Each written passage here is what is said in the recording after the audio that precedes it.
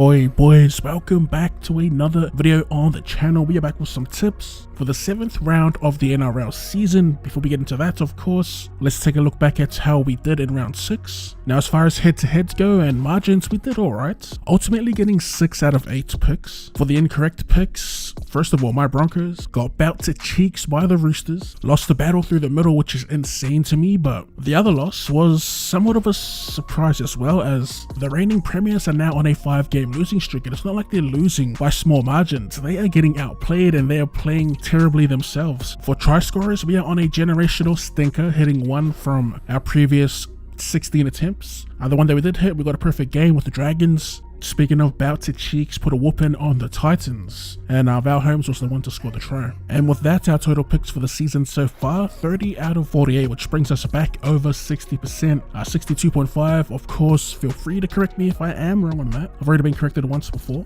But yeah, without further ado, we got some absolute heaters on the cards, so let's dive in and make some selections. Kicking off the round, we are heading over to the Northern Beaches, where the Manly Warringah Sea Eagles host the St. George Illawarra Dragons. That's of course 4 Pines Park, don't forget the O. Looking at the ins and outs for the Sea Eagles, they get Jason Saab back on deck. Rookie Clayton Fa'ulalo drops to 18th man, and that is the only change for the Sea Eagles. Moving on to the Dragons, they'll be without Christian Duipolotu, and taking this spot on the wing is Matt Fairngai. So pretty much one change for both. A pretty decent game to kick off the round. Both teams are 1 from 2 from their previous meetings. And heading into this game, the Sea Eagles are coming off a loss to the Sharks, while the Dragons are coming off that huge win against the Titans. Looking at the Dragons' wins at 4 Pines Park, they've won 6 from 15, which will take me to my selection for this game.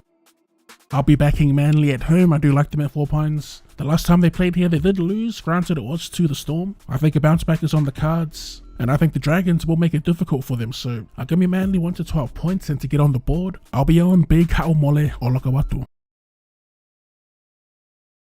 And in the first for 2 on Friday, we head over to a core stadium where the Bulldogs host the Rabbitohs. The Bulldogs welcome back 5'8" Matt Burton, which pushes Bailey Hayward to the bench and Taft to 18th man. They also get back Sidney Dubois from suspension. Looking at the Rabbitohs, they welcome back Cody Walker, who will be donning the number 7, keeping Latrell Mitchell in the 6. English import Lewis Dodd gets his first run of the season coming off the pine, and they also welcome back Campbell Graham, who will be playing on the wing. I'm assuming will be the left wing, as Alex Johnston is the one to miss out due to injury. As for our pick, it is tough to look past the undefeated Canterbury Bankstown Bulldogs with their playstyle. They have looked impressive. The Rabbitohs should be a good test for them, as they've got plenty of strike all over the park, but I'm ultimately going to lean on the side of the undefeated Canterbury Bankstown. I'm expecting a grueler, so give me 1 to 12 points, and to score a try will be on. Let's go with Marcelo Montoya, por favor.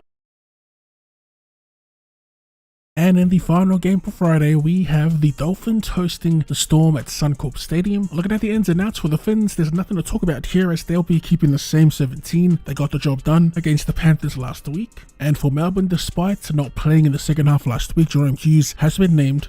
They've also got Suafa Alongo joining the 17. He'll be playing on the wing, with Grant Anderson moving infield to play in the centres. And that is about it for the ins and outs. As for our pick in this match, we will be keeping it short and sweet. The Storm at full strength I do like, and I think they can get by quite comfortably. They've also got a decent record here at Suncorp Stadium, but this season you never know, If the Finns turn up and get their strike men into their sweet spots as they did last week, an upset could be on the cards, but yeah, I don't see that happening. Give me the Storm 13 plus, and to get on the board, I'm gonna go with Elikato.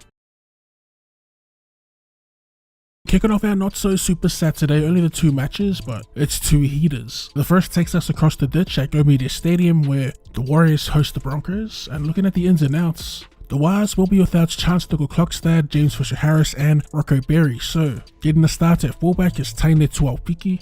Capewell's actually been named to play in the centres, and Jackson Ford is named to start in the front row in place of Fisher-Harris. They've got Leka Halasima starting in the back row for Kurt Capewell, and coming off the pine, Tamaire Martin has been named, or is the new face on the bench, in the 17. And at the Broncos, just the one change. Ricky is back from suspension, so he's back on the right side, and with Jack Goshevsky being suspended, Jaden Hunt moves to the left. They've also got a lighter bench with Tyson Smoothie coming into the 17 for veteran Martin Taupa'u. As for my pick in this match, I'm taking the Broncos Broncos. I'm not going to lie, going off previous performances, I'm not that confident in them getting a comfy win, we'll say. So I do have them by 1 to 12 points. Their record, by the way, at Mount Smart is 35%. They've only won 7 games out of the 20 played. So it should be a pretty interesting watch. But yeah, ultimately, I do think if the Broncos can strip it back a bit, simplify their game a bit, they should be able to get the win here. Give me the Broncos 1 to 12 points and to get on the board. Let's go Jesse Arthurs. And headlining our Super Saturday, we have the Chooks versus the Panthers at Allianz. Looking at the ins and outs, Mark Nawangani-Tawase is back from his injury, so he slides right back in as Billy Smith has been suspended. Also, Victor Radley has been named to starts.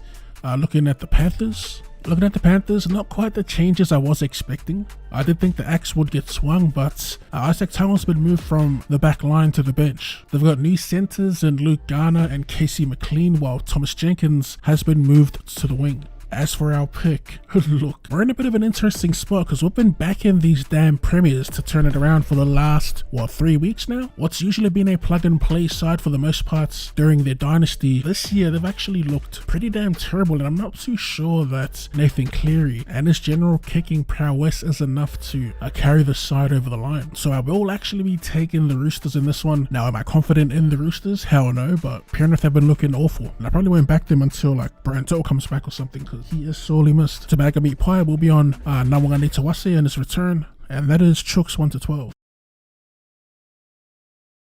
Kicking off the regular Sunday session, we have the Titans hosting the Raiders at Cbus Super Stadium. Looking at changes, the Titans get their skipper back in Tino Fa'asua-Maliawi, as well as Jojo Fafita and Isaac Fa'asua-Maliawi. So Jojo goes to the wing, Philip Sami to the centers, and Bo Fermor finally back to the back row. For the Raiders, they get back Zach Hosking for Sumi Sasangi on the bench. As for our pick, it is tough to get a read on the Titans. They've got all the attacking ability, but they've been pretty inconsistent. I do like their chances with Tino back, but I'm going to have to take the Raiders in this one. History will tell you that in previous meetings, the Raiders have won 1 to 12 points, and they've actually got a decent record at Cbus, winning 11 out of 18 played. So Raiders 1 to 12 points for mine, and we'll be jumping on again, not a win Paddy, but someone who's been saluting for us, and someone that's been a bit of a go-to for them in terms of strike. That is Maddie Nicholson.